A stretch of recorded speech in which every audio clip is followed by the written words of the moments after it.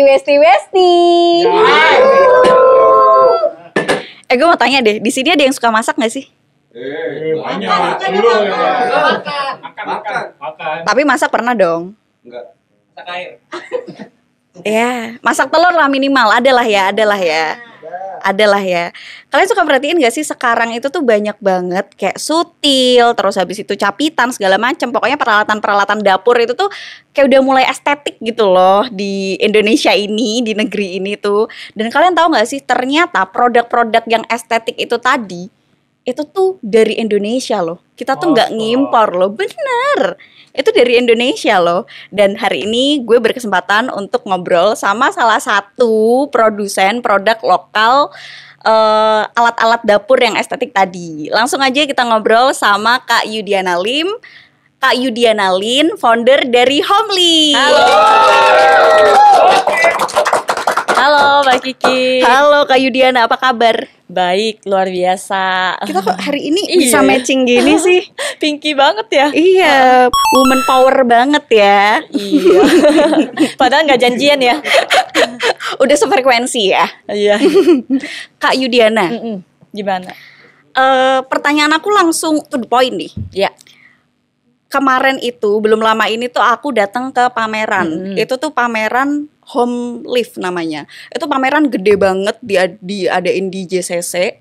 Nah, di sana itu tuh produk-produk Cina tuh banyak banget dan salah satunya tuh produk-produk kayak Home Lift ini tadi. Okay. Dan harganya tuh murah banget. Masa mulai dari 7.000. Pertanyaan aku di sini adalah kok Kak Yudiana ini berani-beraninya gitu loh menantang produk-produk dari Cina. Padahal bukannya lebih enak kayak yaudah gue ngambil aja deh dari sana terus habis itu gue jual lagi gitu. Kok berani gitu Kak? Kok berani gitu ya pertanyaannya ya. Baik, kalau misalnya kenapa kok berani ya, saya sebenarnya sih merasa ini sebuah kesempatan. Jadi kadang kesempatan itu juga bukan sesuatu yang mungkin kita bisa ciptain lalu oh ya udah deh gue mau di sini. Kadang enggak juga. Kadang bisa jadi kayak datang begitu aja. Ya karena Home Lift sendiri kan adanya di saat pandemi ya. Kalau misalnya Mbak Kiki sempat ngecek ngelihat di YouTube kita ada historinya bahwa kita ada di saat pandemi. Dimana saat itu memang saya secara pribadi udah ngomong ke suami, saya ini punya kerinduan untuk menjadi seorang eksportir dibanding menjadi importir gitu ya. Tapi saat itu memang nggak tahu nih produknya itu apa gitu.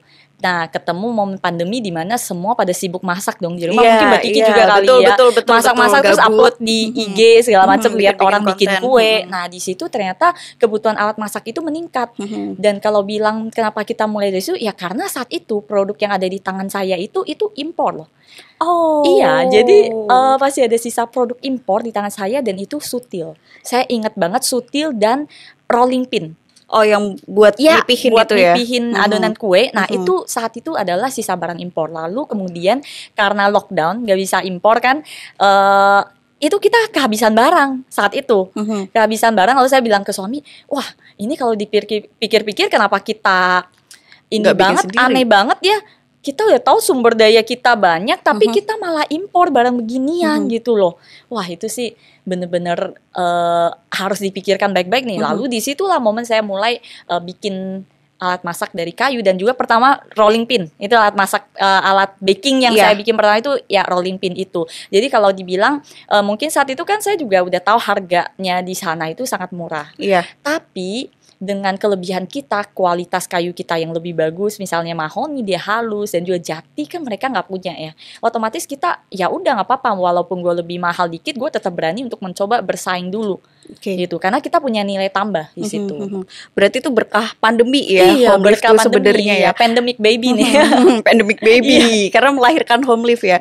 Dan kenapa Home Lift ini berani? Karena bukan cuman bersaing secara harga, tapi bersaing dari segi kualitas. Ya mungkin mereka di Cina itu oke lah, mereka kalau misalkan bikin banyak gitu, skala banyak mungkin mereka lebih jago. Tapi kalau Home Lift sendiri ini tuh lebih ke kreativitasnya, lebih ke dari produknya, bahan-bahannya tuh lebih bagus gitu ya. Nah, tadi kan sempat disinggung nih, kalau Kak Yudiana ini dulunya importir gitu kan. Terus sekarang sudah bertaubat gitu ya. Bisa kita bilang kayak gitu, importir taubat gitu kan. Nah, gimana Kak, setelah jadi importir taubat sekarang bikin produk sendiri rasanya lebih bangga atau gimana Kak? Atau pengen kayak kadang-kadang aduh kayaknya enak nih ngambil dari sana gitu. jangan deh, namanya juga udah tobat ya. Kalau ngambilnya tobat kumat dong, tomat.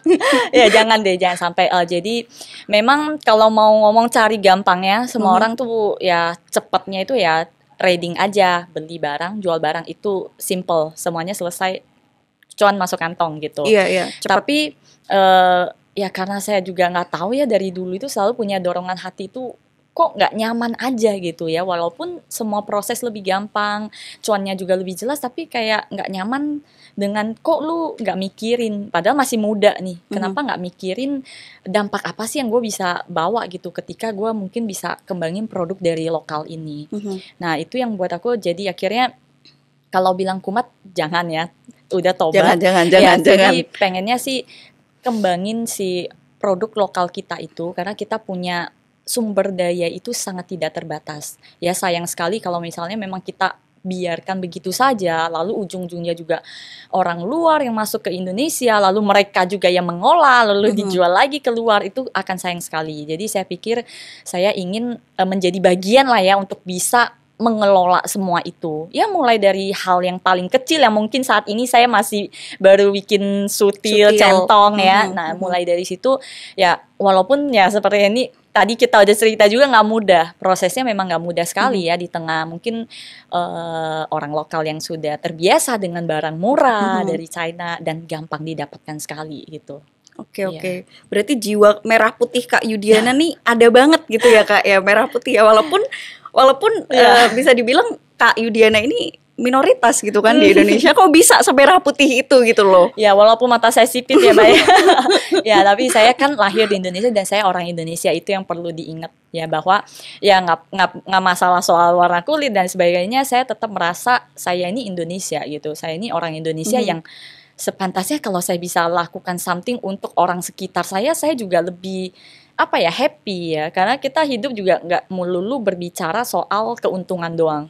Di situ ketika kita bisa melihat ada orang yang mungkin dari tadinya kan tempat kita yang batik kayu itu dulu kan sampai 0 ya, pandemi itu kita melihat 0 itu berangsur naik, mulai dari 2 orang yang kerja, 5 orang, 10 orang, hingga saat ini 30 orang. Apa sih gitu, maksudnya itu value yang nggak bisa digantikan oleh hanya sekedar duit ya, walaupun saya tahu itu prosesnya memang tough dan nggak banyak orang yang akan memilih jalur itu, benar ya. Ini mau nambah beban pikiran banget nih. Nah saya cerita begini nanti Mbak Kiki jadi ini lagi mikir-mikir 10 kali. Ya. Tapi Kak Yudiana ini berani ngambil jalannya sendiri merah putih untuk melakukan pemberdayaan ya, karena tadi sempat disebutin juga ke perajin pembatik, itu apa sih Kak? Ya, jadi dulu itu desa yang kita bantu saat ini dan tetap jadi tempat produksi utama kita itu desa wisata Krebet, di mana itu adalah desa yang terkenal dengan batik kayunya. Itu di Jogja ya Kak ya? Iya, di Jogja. Jadi kalau misalnya lihat topeng-topeng yang dibatik gitu ya, nah itu dari sana asalnya. Mau yang mungkin Mbak Kiki lihat ketika berwisata ke Bali, kemana itu dari sana. Nah jadi itu dulunya semua seperti itu. Tapi ya ketemu momen yang mungkin bagi mereka kok bisa begitu ya, mendadak terjadi pandemi, semuanya stop. Nah di situ ya, tapi ya di muncullah dalam Kak Yudiana gitu kan. Di dalam semua masalah itu ternyata kita malah bisa mendapatkan sebuah peluang gitu ya. Jadi ya mungkin kalau balik lagi dengan tadi persoalan minoritas, saya rasa bukan soal siapa kitanya sih, tapi bagaimana ya hati kita ya, setiap orang Indonesia itu juga berkesempatan yang sama untuk memiliki hati untuk berkontribusi walaupun kecil ya. Saya juga nggak berani bilang saya udah berkontribusi banyak, besar, enggak. Tapi mulai dari hati kecil yang ingin gitu loh untuk melakukan hal-hal yang positif dari apa yang saya kerjakan. Nah itu yang bisa membuat semua orang itu ya di posisi yang sama lah gitu. Tidak peduli apakah kalangan minoritas atau apapun. Siapapun kita, kalau misalkan kita punya niat untuk menolong, untuk memberdayakan sesama, di situ ya Kak ya. Betul sekali. Oke, bisa kasih tepuk tangan dulu buat Kak Yudiana. Kak, tadi kan aku udah pegang nih salah satu sutilnya nih. Aku tertarik banget dari pas awal aku pegang ini. Ada sutil dari Home Leaf. Ini tuh kayak halus banget. Ini dari yang itu dari kayu mahoni. Dari kayu mahoni. Emang dari kayu apa aja Kak kalau Home Leaf ini? Kita ada mahoni, jati dan legaran. Satu yang agak jarang dipakai itu memang legaran. Legaran, aku baru denger juga dia sih. Dia unik sih, kayunya agak keras. Kebetulan saya nggak bawa ke sini ya. Agak keras kayunya, kuat sih kuat ya. Asal jangan buat mukul suami. Kalau mukul suami kan udah penuh amarah nih. Nah itu nggak bisa ditakar tuh kekuatannya ya. Nah kalau untuk kayu 3 jenis, tapi memang kita 70% bahkan nanti akan menuju 80-90% itu akan ke jati sih. Ke jati. Kenapa memilih jati? Karena jati itu China nggak punya. Oh, iya, China nggak punya kayu jati. Jadi salah satu tips untuk melawan Cina pakai kayu jati. betul. Jadi kita memang walaupun nggak bisa bersaing di harga, kita saing di kualitas. Kualitas kayu kita bagus, dia nggak punya. Oke. Gitu. Nah ini bisa halus nih dari apa sih Kak? Apakah di amplas atau pakai lapisan lagi Kak? Jadi pastinya kalau mau halus itu keringnya harus optimal, lalu juga proses penghalusannya juga harus detail, dan terakhir ini kita cuman pakai finishing yang sangat alami yaitu beeswax. Lilin lebah. Lilin lebah. Betul. Asli dari lebahnya. Iya betul. Jadi itu sangat alami, biasa dipakai buat produk lip balm. Jadi nggak ada kimia yang berbahaya. Oh seperti gitu. Itu. Okay. Nah produk yang Mbak Kiki pegang ini namanya Malika. Jadi produk kita itu ada namanya. Oh gitu. Kenapa Malika? Malika kan biji itu bisa kita kenalkan, biji kedelai kan? Ya kebetulan aja supaya maksudnya ya gampang diinget ya, karena kan di dapur juga yang nggak niru juga sih kan disutil ya. Nah jadi itu kebetulan namanya Malika. Yang ini Malika. Ada terus, juga temennya namanya Haruka yang sama tingginya sama serinya itu namanya Haruka. Nah ini ada primadona kita ini 3 itu Allegra, Fedora, Tamara. Jadi setiap produk itu memang ada nama. Nah itu untuk memudahkan kalau misalnya Mbak Kiki nih coba ini kayak dari tadi megang ini mulu kayaknya naksir ya. Iya, nah tapi aku punyanya ini. Punyanya ini Tamara. Aku punya Tamara. Nah jadi kalau misalnya Mbak Kiki udah masak dan merasa nyaman dengan Tamara, kemanapun nanti misalnya ke supermarket kemana ketemu produk Home Leaf, cari Tamara akan tetap dapat yang sesuai. Oh gitu. Supaya gampang diinget ya. Betul. Aku baru tahu kalau ini namanya Tamara. Berarti kalau mau beli lagi namanya Tamara ya Kak ya. Nah ini nanti boleh dicoba juga. Allegra itu juga best sellernya kita. Allegra. Ya ini untuk numis-numis ini enak banget. Praktis. Kalau buat goreng telur enaknya yang mana? Soalnya saya cuma bisa itu. Oh nanti buat belajar. Jadi nanti sutilnya kalau udah cakep rajin deh masak ya Mbak Kiki ya. Iya. Kalau sutil secakep ini kayaknya malu kalau masakannya nggak enak ya Kak ya. Ya sejujurnya saya juga masaknya mungkin mirip-mirip Mbak Kiki ya. Malahan suami saya yang lebih jago masak-masaknya. Ya tapi nggak apa-apa, namanya juga usaha ya. Iya dong. Mulai dulu aja dari itu goreng telur pakai Tamara. Ya itu Tamara, Allegra. Ini Tamara, Allegra, Malika. Ini Malika, ya. Ini Tamara, ini Allegra. Kak, aku penasaran nih. Kayunya kan tadi dipakai dari jati, mahoni. Nah, itu didapat dari Jogja ya? Iya. Oke. Kita lokal. Lokal ya dari Jogja ya. Nah, aku mau bahas soal isu lingkungan nih Kak nih. Kan ini dari pohon ditebang, terus habis itu dijadiin lah sutil-sutil ini tadi kan. Nah, gimana caranya Home Leaf ini tadi tuh untuk mengatasi isu-isu lingkungan? Karena ada juga ya beritanya ya.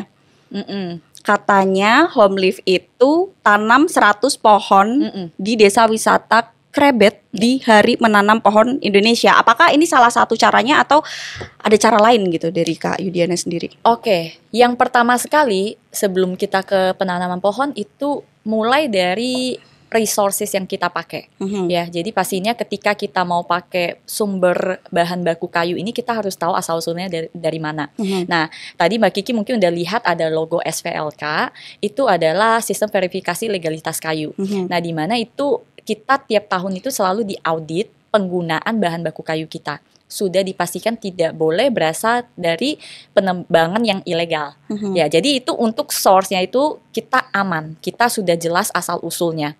Nah, itu yang pertama ya, untuk mencegah yang tidak boleh nih yang ilegal-ilegal. Yang kedua, yang kita lakukan itu adalah untuk replanting. Kenapa kita lakukan itu? Karena kita tahu sebenarnya kayu ini kan dari pohon. Sebenarnya itu sumber daya yang bisa diperbaharui. Nah, jadi kalau misalnya kita pakai dan kita nggak menanam kembali, itu otomatis kan nggak akan sustain gitu, nggak akan berlanjut gitu. Nah, makanya kita pastikan selalu melakukan upaya untuk replanting.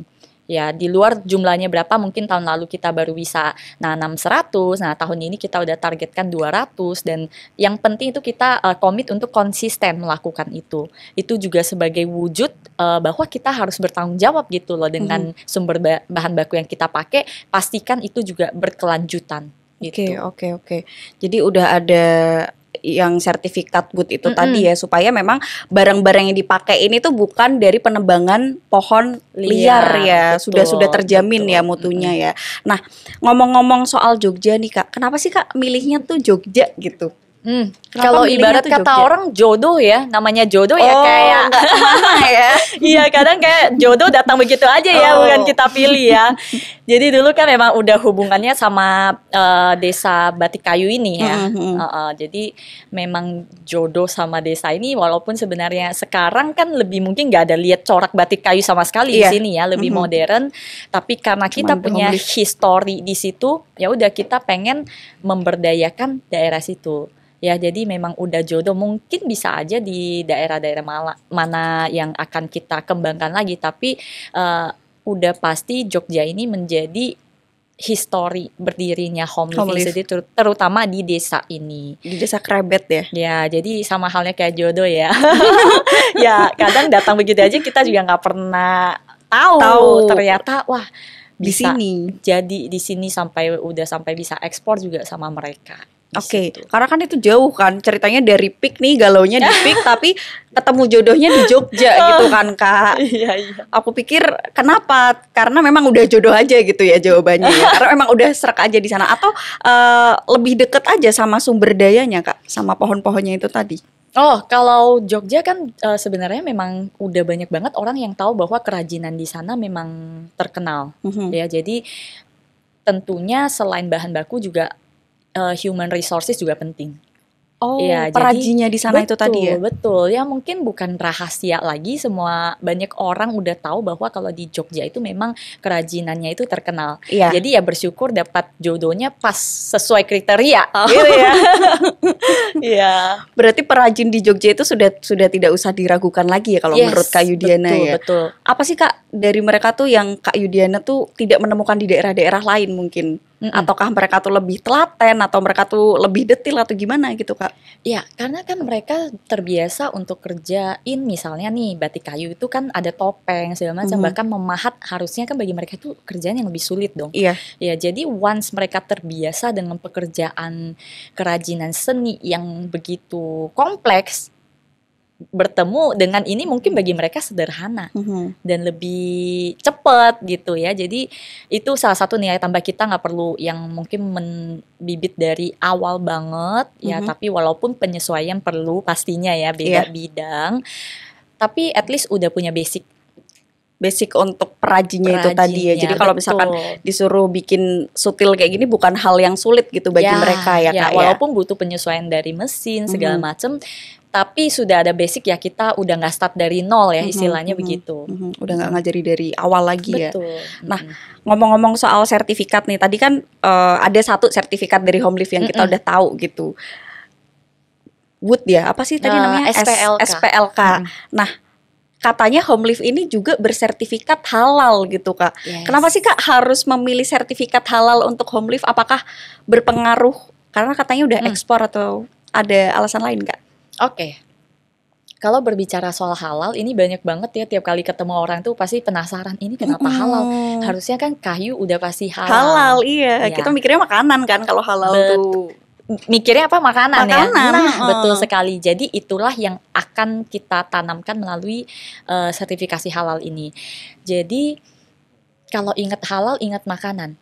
Di tengah produk kayu yang berjamur nih misalnya ya di lokal kita, produk kayu yang dijadikan dekorasi pajangan, produk kayu yang dijadikan furniture, sama produk kayu yang digunakan sebagai alat masak. Nah, kira-kira orang akan berpikir dong, ini sebenarnya kayu yang beredar itu sama saja, atau ada yang benar-benar khusus harus untuk makanan.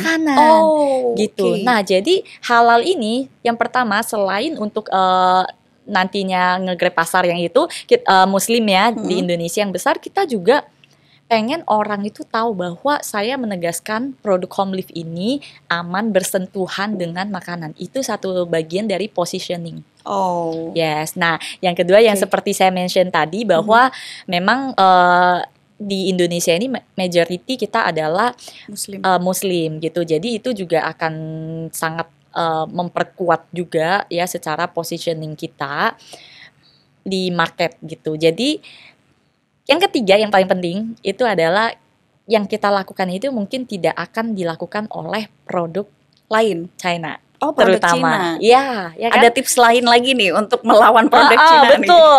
Ya, betul kurang lebih keyakinan customer terhadap produk home lift itu mungkin akan lebih besar dengan segala macam sertifikasi dan juga mungkin uji lab segala macam dibanding produk-produk Cina. Produk Cina. Jadi kan namanya orang makan ya. Masak di rumah sendiri tujuannya apa? Supaya lebih sehat, benar nggak? Selain hemat ya. Iya.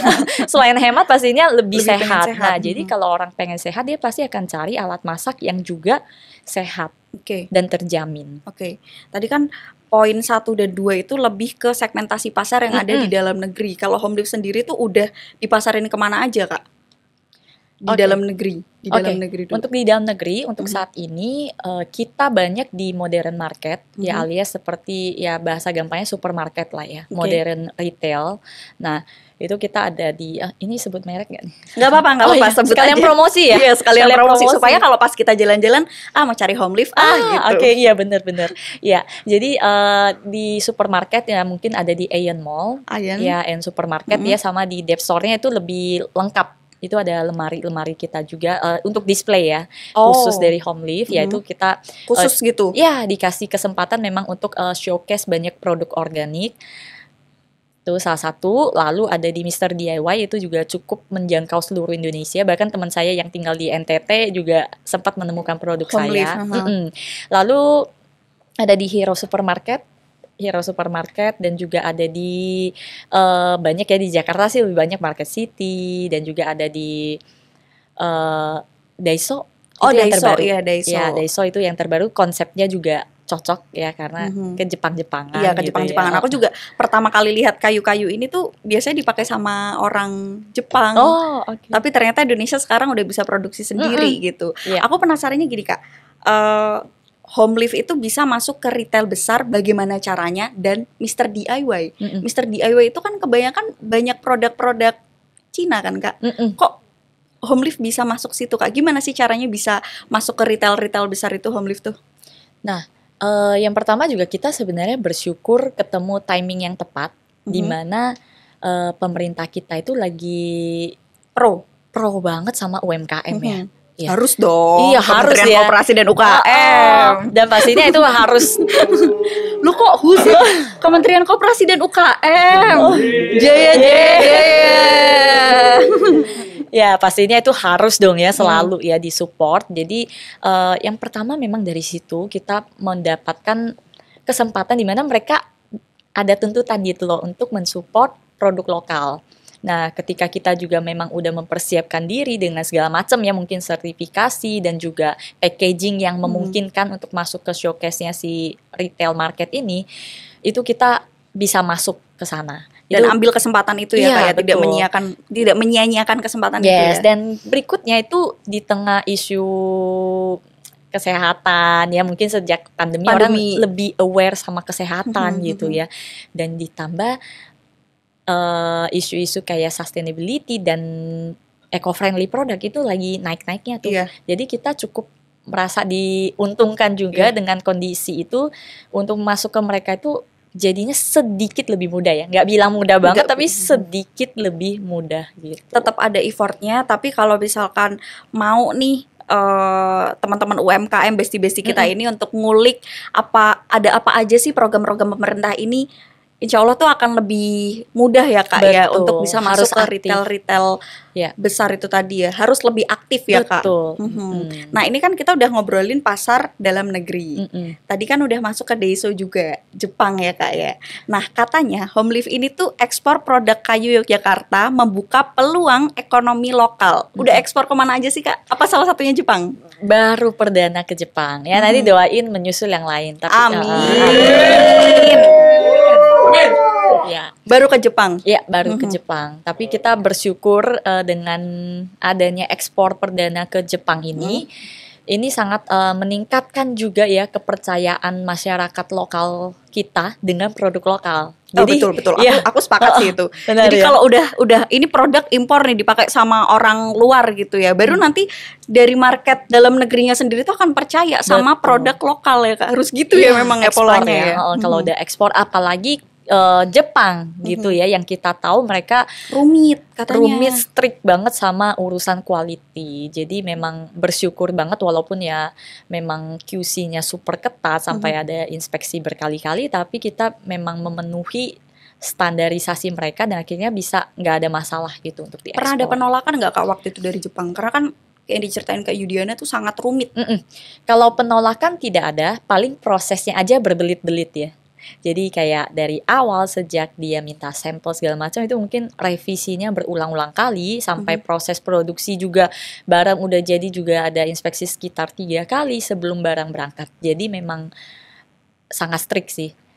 Gitu. Si Jepangnya itu ya sangat strict ya. Tapi ternyata Homelift bisa melalui itu semua ya. Apakah puji Tuhan.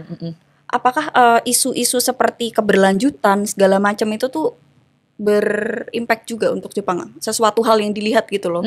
Suatu concernnya dari Jepang. Kalau kita bilang concern, sebenarnya mungkin di Indo yang memang mungkin agak telat ya, kayak mulai melihat isu-isu itu. Sedangkan kalau di luar, kayak Jepang itu harusnya mereka juga lebih dulu udah melihat ke arah sana, ya udah berkembang ke arah sana, lebih suka produk yang green, ya yang ramah lingkungan lah, gitu. Jadi memang sejalan produk kita itu sejalan sama apa yang diinginkan sama Jepang. Yes, betul. Itu alasan Kak Yudiana memilih Jepang untuk jadi negara pertama yang jadi ekspor.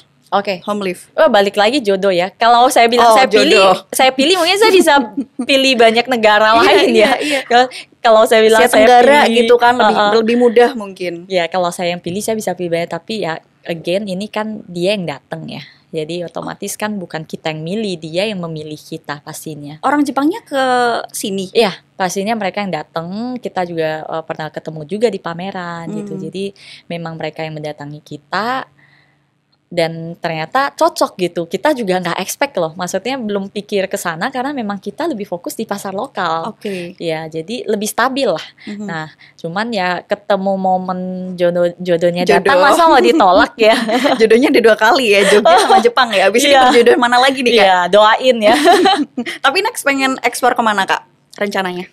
Next kita ada planning mungkin akan coba, pokoknya masih sekitaran Asia Tenggara ya, kita mungkin akan coba deket-deket dulu Malaysia? Deh kayak tetangga, betul, Malaysia, tapi nanti konteksnya dengan label Homelift sendiri. Kalau di Jepang mungkin kita masih white label. Ya, nanti nextnya kita akan mengupayakan yang kita ekspor itu adalah dengan brand Homelift. Amin ya Kak ya. Semoga terwujud ya Kak ya. Semoga jodoh ya. Iya, semoga berjodoh lagi ya. Udah Jogja, Jepang, tapi J semua nih Kak. Oh iya, gitu J ya. semua nih. Kayak perlu J satu lagi, Jamaika kali ya.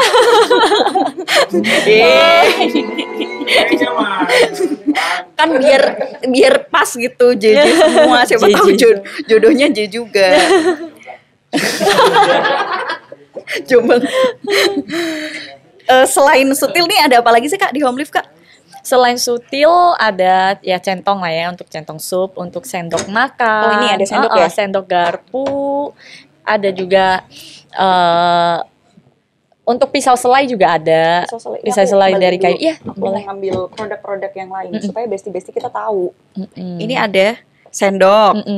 Ini yang buat madu ya Kak ya? Betul. Buat madu di Gun. Ini ya itu garpu. Soalnya tadi ada yang bingung ini buat apa gitu. Ini buat madu ya Kak, betul ya. Sendok, garpu. Terus tadi apa yang buat selai? Iya. Ada pisau selai. Pisau selai. Ya, butter, untuk butter. Tapi yang paling laris di Indonesia tuh yang mana? Masih seputaran sutil. Yang ini tapi dijual juga di Indonesia? Ini dijual. Ini salah satu yang cukup laku juga produk kita, namanya Munela, yang ini. Munela? Ya, dia juga banyak kan dipakai untuk madu juga. Jadi kalau misalnya itu yang ulir-ulir itu lebih ke estetik ya. Tapi kalau mau praktis sih udah biasa juga sendok aja langsung disendokin gitu. Karena kalau madu itu kalau pakai sendok yang stainless kan katanya mengurangi nutrisinya kan ya. Gak boleh ya. Jadi memang udah pada banyak yang tahu kalau harus pakai kayu seperti itu. Ini drawernya juga dari Homelift Kak. Nah, yang ini drawer yang kita bisa custom untuk restoran Jepang. Kebetulan saat ini udah ada resto Jepang di Indo yang udah pakai dari kita. Oke. Resto. Jadi konsep-konsep ke Jepang sebenarnya sih memang sangat cocok juga ya produknya ya. Atau emang suka sama negara Jepang nggak? Dulunya nggak terlalu, semenjak berjodoh iya ya. Tiba-tiba jadi wibu. Ya. Kalau ini gift set? Ya, itu gift set. Gift setnya isi berapa nih? 3? Gift setnya 3, Allegra, Fedora, sama jadi disingkat Alveta. Oh, Alveta. 3 plus 3 in 1. Ada 3 in 1 ini, 3 ini. Oke. Lumayan nih Kak buat hampers kalau pas Lebaran, Natal segala macam. Beli ya, beli. Jangan endorsean dari Homelift, beli. Beli. Makasih udah dipromosiin ya Mbak. Ya pasti dong, kita harus memberikan ruang sebesar-besarnya kepada teman-teman UMKM kita. Mantap. Please welcome Homelift. Lucu terus. Gue mau serius habis ini ya. Mau ngomongin Cina lagi. Cina biar hot lagi ya. Iya, biar hot lagi, biar semuanya tuh pada sadar gitu loh kalau beli produk Cina, mencintai produk Cina tuh sama dengan menghancurkan bangsa sendiri, ya nggak sih Kak?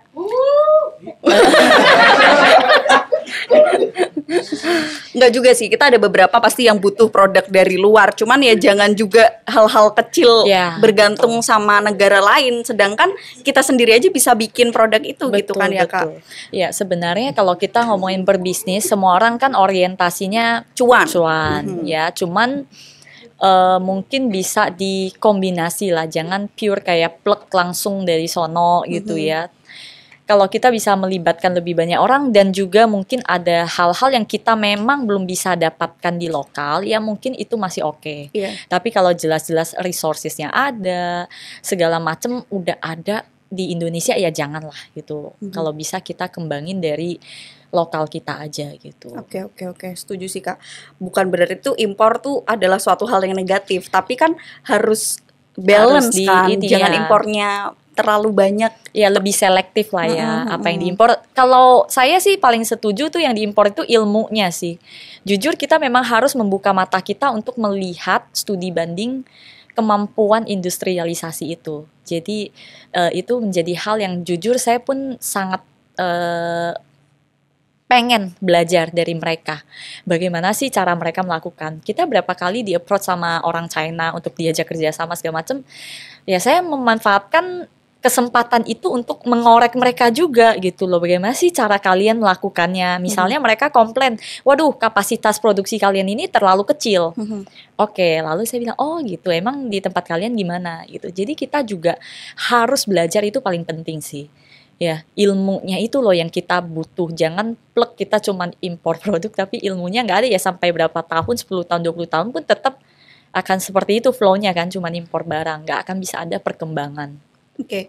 Kan tadi aku udah dapat ilmu dari Kak Yudiana nih, cara melawan Cina itu kan salah satunya kan kreativitas ya dari perajin yang mungkin Cina tuh nggak punya gitu. Terus habis itu yang kedua dengan adanya halal, Cina kan nggak punya. Cuman kita masih kalah di bagian industrialisasi. Tadi kan mentionnya Kak Yudiana kan seperti itu. Nah, kalau Homelift sendiri nih ke depannya tuh ada itu nggak sih Kak? Ada keinginan atau impian gitu mau meningkatkan kuantitas dari produksinya seperti apa Kak? Sudah pasti ya, sudah pasti harus, karena kita juga udah membangun semua fondasi branding. Ya, bagaimana semua brand ini kita udah siapin lah segala macam value yang kita berikan lewat brand kita. Pastinya arahnya harus besar, harus bisa bersaing dengan mereka. Nah, mengarah ke sana ya kita nggak usah khawatir bahwa wah industrialisasi mungkin nanti nggak ada pemberdayaan. Enggak, makin besar itu justru orang yang kita butuhkan juga makin banyak, semakin banyak gitu. Jadi memang sudah pasti harus mengarah ke sana, harus mengarah di mana kita makin canggih memanfaatkan teknologi, mesin-mesin itu wajib, itu harus mengarah ke sana. Oke. Ini home live dari tahun 2019. 2020. 2020. Iya. 2020 tuh pas belum tobat atau pas udah tobat nih? Oh, udah tobat Udah kan, tobat. mulai. 2020 ya. Iya. 2020 ini tuh mulai ada home live ya. Iya. Berarti sekarang 4 tahun. Betul. Kalau kata orang kan kalau berbisnis itu terseok-seok di 5 tahun awal ya Kak ya. Apalagi kan sebelumnya mungkin importir lebih enak lah ya. Kak Yudiana dulu ngambil terus habis itu ngejual. Nah, 5 tahun terseok-seoknya ini tuh boleh diceritain sedikit gak sih Kak? Penasaran pribadi ini. Penasaran pribadi. Habis ini jadi woman planner ya. Amin. Ya. Resign ya habis ini. Aduh, jangan. Gimana Kak? Oke. Jadi kalau dibilang 5 tahun pertama, nggak tahu ya itu angkanya siapa yang nyiptain ya, dan kayak banyak yang ngomong 5 tahun pertama itu kayak semacam rumus Angka gitu ya, keramat. kok bisa gitu ya. Kalau kata orang tua aku nih Kak, orang tua aku kan juga berdagang kan. Kata dia tuh kalau di Jawa namanya babat alas. Babat alas. Babat alas, iya. Jadi babat alas itu tuh kayak nyari jalan kayak di hutan gitu, nyari jalan untuk menuju rumusnya tuh gini loh kalau berdagang. Nah itu tuh selama 5 tahun itu katanya sih gitu. Ya sebenarnya kalau bisa 3 tahun orang juga lebih pengen, saya juga pengen sih. Kalau bisa jangan sepanjang itu dong susahnya gitu ya. Cuman memang pas saya jalanin ternyata benar ini kita 4 tahun dan menuju 5 tahun ya, saya merasa juga proses di awal kita ini benar-benar berdarah-darah. Ya, jadi memang entrepreneurship itu bukan sesuatu yang mudah tapi layak dicoba gitu. Jatuh bangunnya itu waduh kayak kita ibarat kayak ngegedein anak lah ya. Bener-bener mungkin yang tadinya kita nggak ngerti, kita mesti cari tahu, oh dia kebiasaannya begini, ini oh no, bener-bener sulit banget gitu. Banyak hal yang kita korbankan di situ. Ya, apalagi ngomongin soal idealis nih, misalnya semuanya harus dari lokal. Segala macam itu pastinya effortnya besar gitu. Nah, gimana cara Kak Yudiana tuh meyakinkan bisa kok, lokal tuh bisa kok? Cara meyakinkan ya dengan dicoba ya, mulai. Dan seiring berjalannya waktu itu kita akan melihat. Kita melihat bahwa bukan yang nggak bisa, tapi butuh waktu, butuh perhatian. Ya, yang paling penting butuh hati sih. Itu landasan kita kenapa kita nggak give up ya di tengah tadi yang terseok-seok itu. Kenapa kita nggak give up itu ya karena dari awal kita memulai itu sudah dengan sebuah kerinduan bahwa kita ingin berdampak lah. Walaupun dari kecil kita ingin berdampak ya ayo kita mulai aja. Dan ternyata sampai sekarang ya walaupun belum sebesar gimana banget ya kan masih belum balita ya, masih oke gitu. Kita melihat udah mulai ada hasil nih. Gimana ketika kita pameran pun kita disangkanya produk dari luar, padahal itu lokal. Jadi kan sudah berbeda image orang itu terhadap produk lokal. Artinya apa? Artinya lokal bisa asalkan ada yang mau punya hati untuk menggarap, untuk mengupayakan dan untuk bersabar melewati proses itu. Oke. Lokal bisa asalkan mau punya hati dan bersabar ya Kak ya. Betul. Oke. Kak pernah rugi nggak? Pernah rugi gak? Ini kayaknya pertanyaannya harus dibalik ya. Kak udah untung belum? Oh gitu. Harusnya gitu. Waduh, abis ini jangan nggak jadi berbisnis ya Mbak Kiki. Nggak apa-apa kan masih 4 tahun. Iya. Orang tua saya mengajarkan 5 tahun. Iya benar. Jadi sabar lagi ya. Saya mungkin setahun lagi nanti tanya ya. Hopefully boleh. Setahun lagi saya kasih kabar baik ya. Oke. Wah, nanti aku hubungi Kak Yudiana. Yes. Oke. Jadi kalau dibilang pas awal itu kita mulainya mungkin bukan lagi dari nol ya, mungkin bisa sampai minus gitu ya. Jadi untuk mengarah ke angka nol aja butuh effort gitu. Lalu juga dari nol mau menuju ke plus-plusnya itu, ke rapor hijaunya itu juga sangat butuh effort. Tapi saya bisa katakan bahwa di titik kita ini ketika kita udah melihat produk market fit-nya juga udah mulai oke. Kita sudah tahu customer kita seperti apa, customer kita ada di mana, semua udah mulai jelas terbentuk. Itu udah tinggal mengembangkan saja ke depannya. Ya, jadi masa sulit untuk menemukan semua ini itu boleh dibilang sudah hampir berlalu. Ya, jadi nextnya hopefully tinggal cuan ya Mbak ya. Amin. Berarti 4 tahun ini belum bisa dikatakan rugi, tapi setelah ini baru bisa dihitung cuannya ya. Betul, karena kan semua juga masih digulung ke dalam bisnis itu sendiri ya. Jadi ada apapun juga, ada berapapun masih kita masukin untuk perkembangan home live gitu. Kak, aku mau nanya pertanyaan pribadi lagi. Karena kan kita sesama perempuan nih gitu. Aku ngebayangin aku kerja terus habis itu masih harus ngurusin keluarga segala macam. Sedangkan ini Kak Yudiana bikin bisnis gitu dan itu dari minus. Challenging-nya apa Kak? Terus kenapa bisa bertahan sampai sekarang? Ini dari sisi seorang perempuan, bukan seorang pebisnis. Kalau pebisnis kan yang penting kita punya hati segala macam. Pembagiannya itu loh Kak. Iya, jadi sebenarnya ini bukan soal perempuan doang, tapi saya juga seorang istri dan seorang ibu. Ya, jadi kalau mau dibilang itu sebenarnya waktu dulu sebelum saya memulai Home Live ini, saya pernah sharing juga ya ke keluarga gitu. Saya merasa, aduh gimana ya kalau sampai gue memulai bisnis ini, tapi gue jadi punya waktu lebih sedikit untuk anak-anak gitu ya. Sebenarnya saya agak sulit karena saya tuh sama anak itu cukup dekat gitu. Nah, jadi ya ini kalau ngomongin anak begini nih, maaf ya. Waktu saya mau memulai itu, saya sempat dikasih tahu bahwa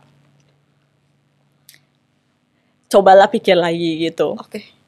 Untuk apa sih gitu kamu mengejar suatu hal yang besar gitu, kalau sampai ujung-ujungnya anak itu jadi korban, maksudnya dikorbankan lah gitu. Jadi mungkin gak bisa maksimal untuk anak. Nah itu seperti apa? Di saat itu ya saya jujur galau ya namanya. Kita kan seorang ibu pasti selalu ingin yang terbaik lah buat anak gitu ya. Apalagi memang saya tipe yang jarang banget pisah sama anak segala macam, semua lebih deket lah sama anak. Nah tapi di momen itu saya cuma merasa gini. Saya merasa saya masih muda, ya walaupun saya seorang wanita. Kalau misalnya saya nggak coba sekarang, nggak coba all out untuk apa yang saya impikan itu, saya akan kehilangan kesempatan itu. Ya jadi, saya akan menyesali nanti gitu. Ketika mungkin 5 tahun lagi belum tentu energi itu ada, belum tentu semangat itu masih ada, pasti akan udah makin di zona nyaman. Ya sudahlah, hidup mau nuntut apa sih segala macam. Dengan segala statement itu kita akan stop, kita akan berhenti. Tapi di saat itu saya merasa saya harus mencoba, karena saya nggak pernah tahu seberapa besar nantinya impact yang akan terjadi gitu ya dengan saya mencoba seperti itu. Jadi ya udah, akhirnya saya putuskan dengan segala ini, saya belajar untuk kalau bisa lebih membagi waktunya dengan lebih baik. Misalnya juga anak saya dulu, kalau misalnya saya lagi di rumah, kita ada yang istilahnya waktu di kamar itu no phone. Jadi ada rulesnya. Kalau mami pegang handphone, nanti ada hukumannya ya. Jadi mami harus main seharian sama kita. Waduh, main seharian nggak bisa ngapa-ngapain dong ya. Jadinya ya udah. Jadi di kamar itu nggak boleh pegang HP. Cuman boleh bener-bener temenin mereka main, walaupun sebenarnya kadang seharian kita juga di luar capek ya, misalnya banyak ketemu orang, capek juga, tapi ya udahlah maintain waktu untuk bisa bermain sama mereka. Ya kalau dibilang nyesel enggak sih, bersyukur sampai sekarang, bersyukur di saat itu saya nggak memilih untuk stop gitu. Oke. Kita kasih tepuk tangan dulu kali ya buat Kak Ibu.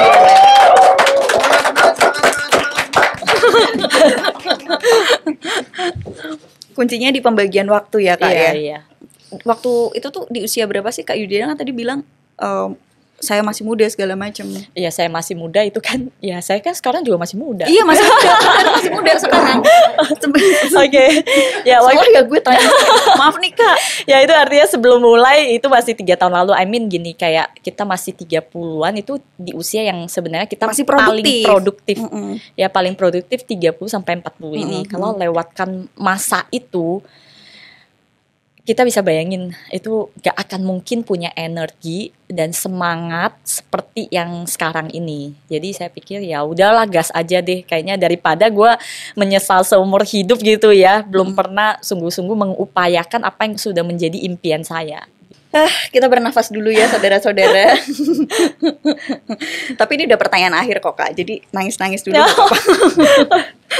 Enggak maaf ya Kak ya, enggak bermaksud ke sana. Tapi aku penasaran aja gitu loh, sebagai perempuan kan aku juga punya impian gitu kan. Bagaimana caranya untuk bisa mewujudkan impian itu, tapi keluarga aku tuh tetap kepegang gitu. Sebenarnya pertanyaan aku tuh lebih ke sana. Dan ternyata buat seorang ibu itu cukup berat ya Kak ya. Berat. Saya tuh ya suami saya tahu lah. Saya sempat kan pameran ke Jepang ya. Itu pertama kalinya tuh saya tinggalin anak. Jadi dari the moment saya tahu saya harus berangkat nih sampai berangkat itu mungkin 1 bulan ya. Itu hampir tiap malam saya nangis tuh. Tapi nggak berani ngasih tahu anak kan. Aduh gimana nih gue harus pergi tiap malam gitu pas tidur. Nangis gitu kan. Ya tapi ya baik lagi ya semua itu worth it lah gitu untuk sampai sekarang ini kita jalanin. Dan ternyata juga anak saya juga sekarang udah bisa lebih mandiri juga gitu ya.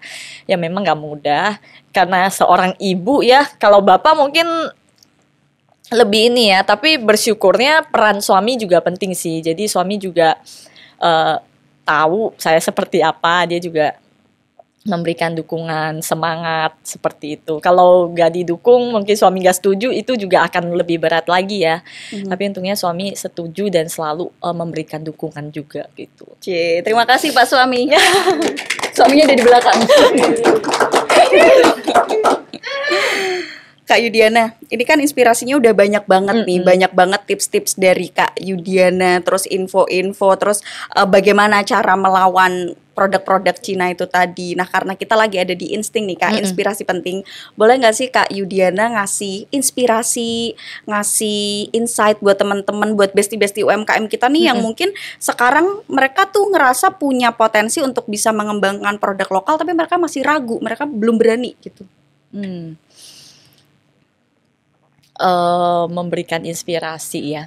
Oke, mungkin teman-teman UMKM semua ya, saya rasa yang udah punya ide, ya itu pun udah harus disyukuri ya. Karena kadang kan orang berbisnis aja juga belum tahu idenya apa. Once udah punya ide, sebenarnya itu juga mungkin sebuah pemberian juga, anugerah juga dari Tuhan.